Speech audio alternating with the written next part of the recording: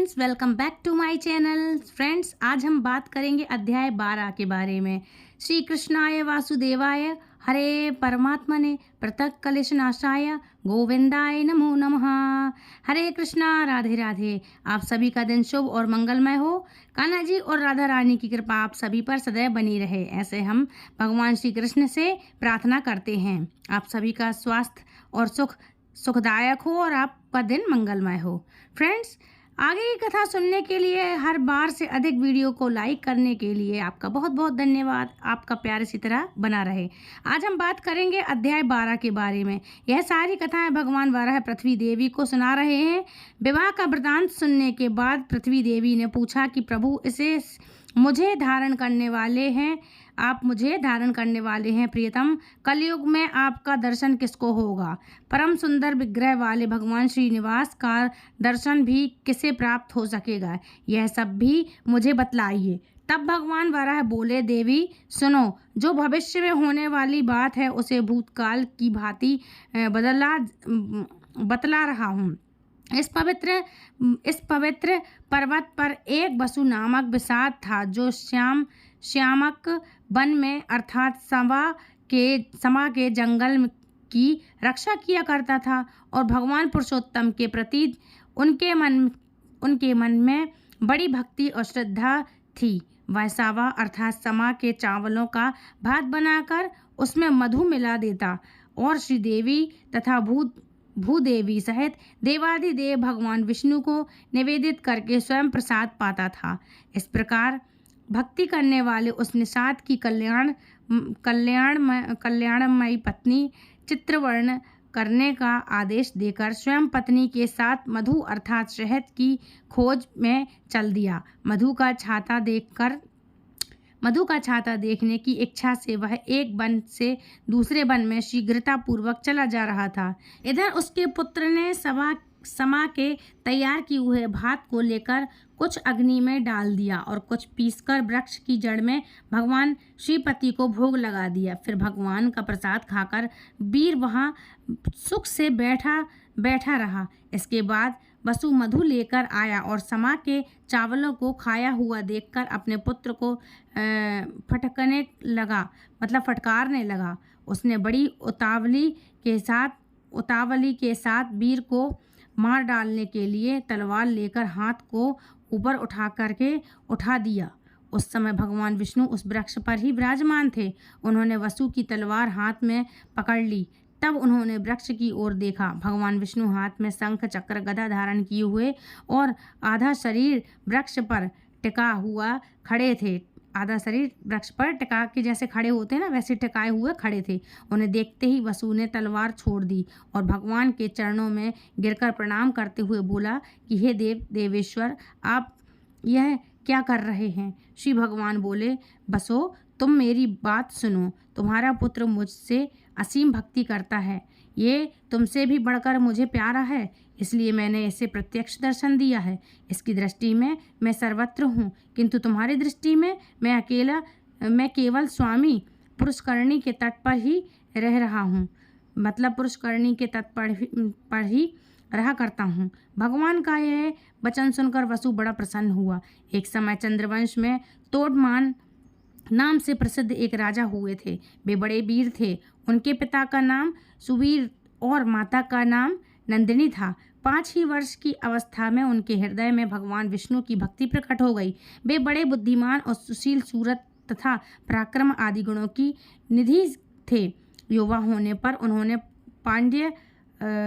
पांड्य नरेश की सुंदरी पुत्री पद्मा के साथ विवाह कर लिया। उसके बाद अलग अलग देशों की सैकड़ों स्वयंवरा कन्याओं को भी वे ब्याह कर लाए और नारायणपुर में रहकर इस पृथ्वी पर देवराज इंद्र की तरह सुख भोगने लगे।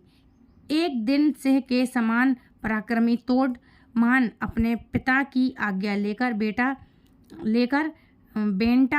बेंटाचल के पास ही शिकार खेलने के लिए चले गए। वहां अपने सेवकों के साथ पैदल घूमते हुए उन्होंने एक युद्धपति गजरात को देखा और फिर उसे पकड़ने के लिए उसका पीछा किया। सुवर्ण मुखरी नदी को पार करके वे परम उत्तम ब्रह्मा ऋषि शुक के पास गए और उन्हें प्रणाम करके उनकी आज्ञा लेकर एक वन से दूसरे वन में चले गए। एक जगह उन्होंने रेणुका देवी को देखा जो बलकन के आकार में खड़ी हुई थी। उन्हें प्रणाम करके वीर तोंडमान पश्चिम की ओर चले गए। आगे जाकर उन्हें पंचरंगी फिर उसे पकड़ने के लिए वे भी उसके पीछे पीछे दौड़ने लगे। तोता श्रीनिवास का नाम रटता हुआ शीघ्र ही पर्वत के शिखर पर जा पहुंचा। पीछा करते हुए राजा भी गिरिराज पर चढ़ गए और उस तोते को ढूंढते ढूंढते श्यामक वन में जा पहुँचे। वहाँ तोते को न देखकर उन्होंने उस वन की रक्षा करने वाले निषाद को देखा। उसने भी राजा को आते देखकर शीघ्रतापूर्वक आगे आकर उनकी अगवानी की और उन्हें प्रणाम करके विनीत भाव से वह दोनों हाथ जोड़कर खड़ा हो गया। तोंडमान ने भी उनका आदर करके उससे पूछा, हे बनेचंद, कोई पचरंगी निवास श्रीनिवास की रट लगा रहा था। बताओ तो जरा वह किधर गया है। तब वो निशाचर कहने लगा, महाराज, वह 5 रंगों वाला शंख भगवान श्रीनिवास को बहुत प्रिय है। उसे श्रीदेवी और भूदेवी ने पाल पोस करके बड़ा किया है। वह तो सदा भगवान श्रीहरि के पास ही रहता है और स्वामी पुष्करणी के तट पर भगवान के समीप ही विचरण करता है। उस सुंदर सुख को कोई भी पकड़ नहीं सकता। राजकुमार, अब मैं भगवान की आराधना के लिए जाऊंगा। जब तक मैं लौट कर न आऊं तब तक आप यहीं वृक्ष के नीचे विश्राम कीजिए। तब राजा बोले, बनेचंदा का दर्शन करने के लिए मैं भी चलूँगा। तुम मुझे यह बात सुनाकर निषाद ने मधु मिश्रित समा का भात आम के पत्ते के दाने में रखकर रख लिया और राजा को भी साथ लेकर वह भगवान के पास गया। वहाँ राजा सहित विधि पूर्वक स्नान करके निषाद राज ने स्वामी पुष्करणी के तट पर बिल्व वृक्ष के नीचे विराजमान भगवान विष्णु का राजा को दर्शन कराया। उनके श्री अंगों की कांति अलसी के फूलों की तरह श्याम की कमल दल के समान सुंदर और विशाल नेत्र थे। वे 4 भुजाओं से सुशोभित थे। उनके अंग अंग से उदारता प्रकट हो रही थी। मुखारविंद पर मंद मंद मुस्कान की छटा छा रही थी। उनके अंगों पर दिव्य पीतांबर शोभा पा रहा था।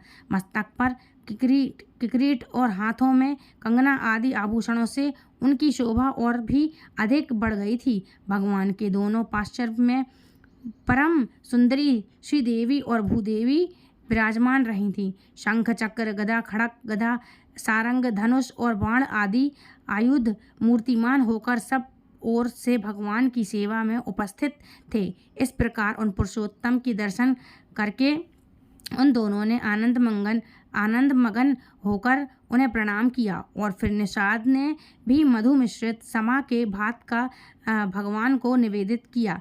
फिर राजा के साथ श्यामक वन में अपनी पवित्र पर्णकुटी पर वहाँ वापस लौट आया। राजा एक रात उनकी कुटी में रहे और सवेरे उठकर अपनी सेना के साथ पुनः नगर की ओर लौट गए। फिर देवी के वन में जाकर वे घोड़े से उतरे और फिर चैत्र शुक्ल नवमी को उन्होंने रेणुका देवी का पूजन किया। उनसे पूजित होकर देवी ने प्रसन्न होकर उन्हें वरदान दिया कि राजन, तुम्हारा राज्य निष्क होगा। राजधानी तुम्हारे ही नाम से प्रसिद्ध होगी। मेरे समीप तुम दीर्घ काल तक राज्य करोगी और तुम्हारे ऊपर देवाधिदेव भगवान विष्णु की कृपा प्रसाद सदा बना रहेगा। इस प्रकार वरदान पाकर राजा पुनः सुख मुनि के आश्रम में गए और उन्हें प्रणाम करके उनके द्वारा सम्मानित होकर हर्ष को प्राप्त हुए। फिर उन्होंने प्रसन्न मन से मुनि से कहा, महर्षि, आप कमल सरोवर का महत्व बतलाइए। श्री सुख मुनि कहने लगे, राजन, यह कमल सरोवर नामक तलाक सभी पापों का नाश करने वाला है। कीर्तन, स्मरण और स्नान करने से यह मनुष्यों को इस पृथ्वी पर लक्ष्मी प्रदान करने वाला होता है। तुम भी इसमें स्नान करके अपने पिता के समीप चले जाओ। शुक मुनि का यह वचन सुनकर राजकुमार ने कमल सरोवर में स्नान किया और मुनि को प्रणाम करके घोड़े पर सवार होकर अपने नगर को प्रस्थान किया। पिता ने तोंडमान को 3 वर्ष के लिए युवराज बनाकर देख लिया कि मेरे पुत्र में प्रजा को प्रसन्न रखने की योग्यता, सामर्थ्य, पराक्रम, शौर्य, सुशील और ब्राह्मण भक्ति है। तब उन्होंने मंत्रियों से सलाह करके विधि पूर्वक पुत्र का राज्याभिषेक किया और उन्हें अपने पद पर स्थापित करके उनकी अनुमति लेकर राजा सुरवीर वन में चले गए। तोंडमान ने यह विशाल साम्राज्य पाकर फिर धर्म पूर्वक राज्य किया। वराह भगवान कहते हैं कि एक दिन निषाद राज पशु तोंडमान के द्वार पर आया। द्वारपालों से उनके आगमन की सूचना पाकर महाराज ने उसे दरबार में बुलाया और मंत्रियों के साथ पुत्र और परिवार सहित उनका स्वागत सत्कार किया। इसके बाद प्रसन्न होकर उन्होंने वसु से पूछा कि बने चंद, मैंने वन में एक बड़े आश्चर्य की बात देखी है, उसे सुनिए। रात में कोई सफ़ेद रंग का बारह आकर मेरा सवा चरने लगा। तब मैंने हाथ में धनुष लेकर उसका पीछा किया। खदेड़ने पर वह वायु के समान तेज गति से भागा और मेरे देखते ही देखते स्वामी पुष्करणी के तट पर बलकन घुस गया। तब मैंने क्रोधित होकर उस बलकन आरंभ कर दिया। इतने में ही मूर्छित होकर मैं पृथ्वी पर गिर पड़ा। उसी समय मेरा यह पुत्र वहां पर आ गया और मुझे पृथ्वी पर मूर्छित होकर पड़ा मुझे पवित्र होकर देवादिदेव भगवान मधुसूदन की स्तुति करने लगा। तब भगवान वसुदेव का मुझ में आवेश हुआ और उन्होंने मेरे पुत्र से कहा, निषाद राज, तुम शीघ्र ही राजा के पास जाकर मेरा सारा वृतांत उनसे कहो। राजा काली गौ के दूध से अभिषेक करते हुए इस बलक को धो डालें। तब इसके भीतर एक परम सुंदर शिला दिखाई देगी। उसे लेकर किसी कारीगर से मेरी मूर्ति बनवाएं, जिसमें मैं भूदेवी को अपने बाएं अंग में लेकर खड़ा रहूं और मेरा मुख सूकर के समान हो। मूर्ति तैयार हो जाने पर बड़े बड़े मुनीश्वर और वनस महात्माओं द्वारा बानस मतलब जो वन में रहते हैं, वनस महात्माओं द्वारा उनकी स्थापना कराकर स्वयं तोंडमान भी उनकी पूजा करें। ऐसा कहकर भगवान वाराह ने मुझे छोड़ दिया और फिर भी उनके बाद में स्वस्थ हो गया। देवादिदेव भगवान वाराह आपसे क्या कहना चाहते हैं? यही बतला के लिए मैं यहाँ आया हूँ, मतलब यही बतलाने के लिए मैं यहाँ आया हूँ। राजा तोंडमान भी यह सुनकर बहुत प्रसन्न हुए और हैरान भी हुए। इसके बाद पुष्कर आदि मंत्रियों के साथ कार्य का निश्चय करके सभी ग्वालों को बुलाकर कहा कि हे गोप गणों, जितनी भी मेरी काली और कपिला गौएं हैं, उन सबको बछड़ों सहित बेंकटाचल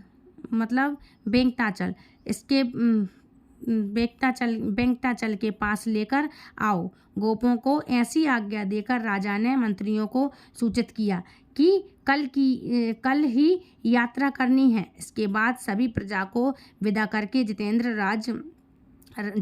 राज ने अंतःपुर में प्रवेश किया और अपनी पत्नियों से वाराह जी की यह कथा सुनाकर वे रात में वहीं सो गए। सपने में भगवान श्रीनिवास ने राजा को बिल का मार्ग दिखाया और उनके नगर से लेकर बिल के अंत तक मार्ग में पल्लव बिछा दिए। राजा यह स्वप्न देखकर जब सवेरे उठे तब उन्होंने शीघ्र ही मंत्रियों, प्रजा और ब्राह्मणों को भी बुलाया। उन सब ने अपना देखा हुआ सपना सुनकर जब उन्होंने दरवाजे पर दृष्टि डाली तब वहां पल्लव ही पल्लव बिछे हुए दिखाई दिए।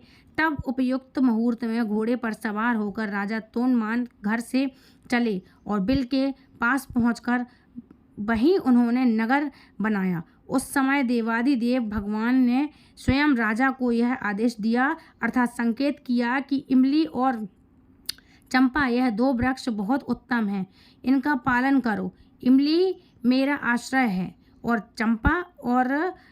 चंपा लक्ष्मी जी का स्थान है, इसलिए राजाओं, ऋषियों, देवताओं तथा मुनियों को इन 2 वृक्षों की सदा ही वंदना करनी चाहिए। तोंडमान ने ऐसा कहकर भगवान विष्णु मौन हो गए।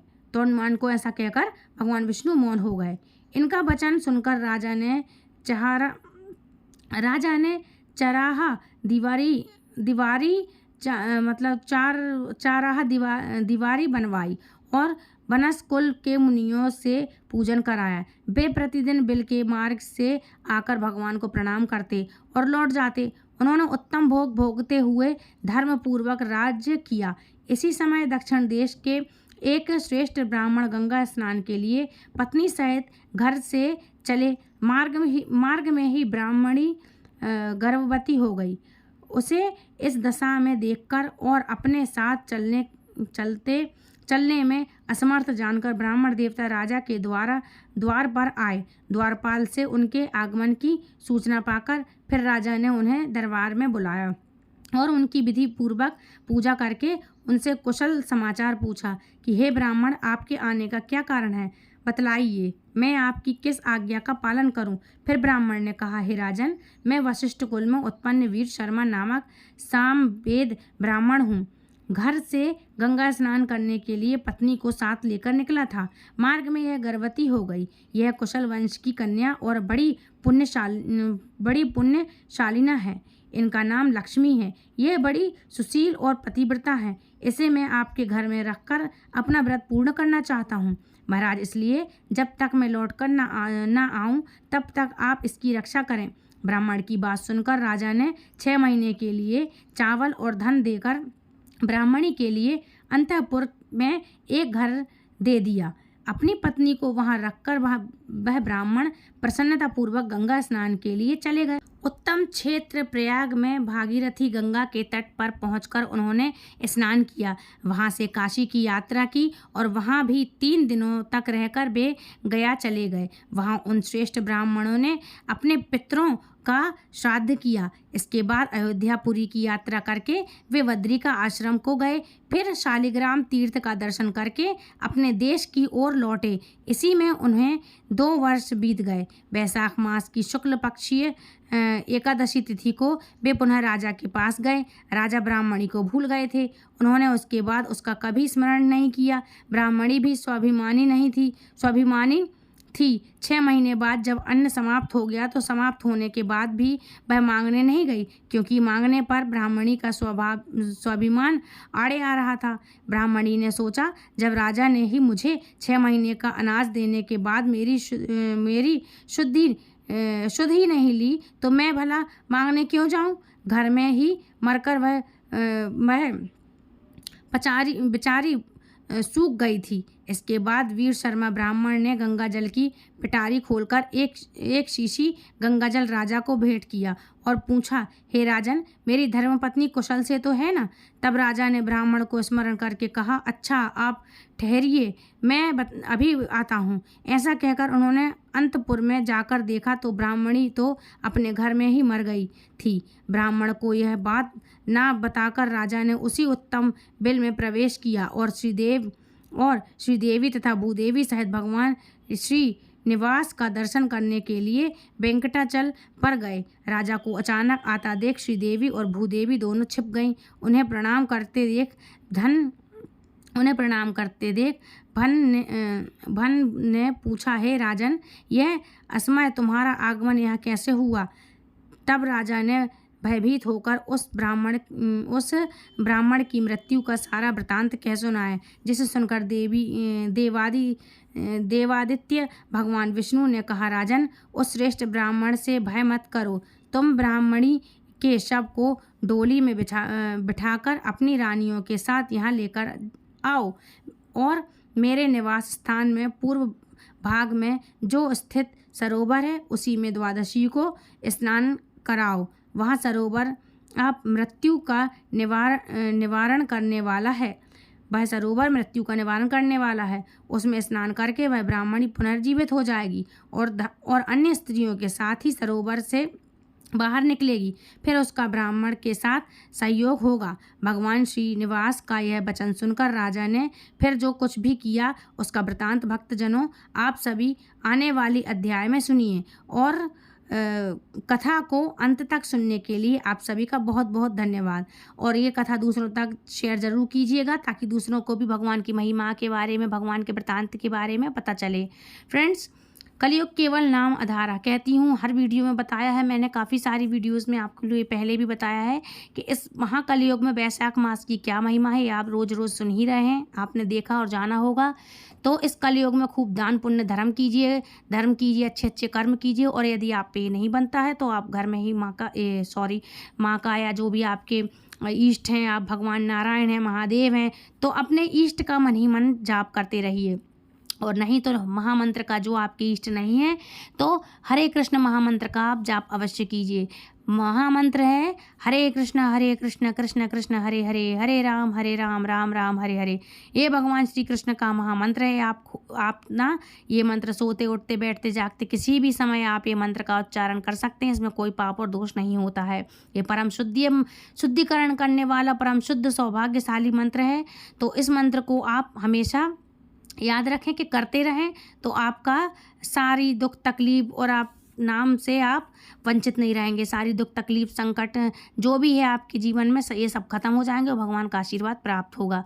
साथ ही साथ मोक्ष की प्राप्ति होगी। और ये वैशाख मास कितना पवित्र है, पावन है, आपको मैं हर वीडियो में बताती हूँ। तो प्लीज़ ज़्यादा से ज़्यादा धर्म कर्म कीजिए और अपने इस धर्म का प्रचार करिए दूसरों को वीडियो शेयर करके, कि आपके साथ दूसरों को भी पता चले कि वैशाख मास की क्या महिमा है। फ्रेंड्स, आई होप आज की वीडियो आपको पसंद आई होगी। यदि पसंद आई तो प्लीज़ लाइक शेयर कमेंट करें, चैनल सब्सक्राइब करना बिल्कुल ना भूलें। यदि आप लोग ये मेरी वीडियो पहली बार सुन रहे हैं तो प्लीज़ बेल आइकन को ऑल पे कर लें। ऑल पे क्लिक करेंगे तो आने वाली नोटिफिकेशन सबसे पहले आप तक पहुँच जाएगी।